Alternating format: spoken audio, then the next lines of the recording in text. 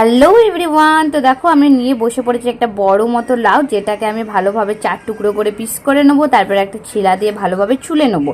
ছোলা টালা হয়ে গেলে এগুলো আমি একটু ডুমো ডুমো করে কেটে রেডি করে নেবো। তো দেখো এখানে আমার মোটামুটি কাটা হয়ে গেছে। আর এইদিকে একটা বাটির মধ্যে আমি মুসুরির ডাল ভিজে দিয়ে দিয়েছি। তারপর কিছুটা কাঁচা লঙ্কা দিয়ে দিলাম।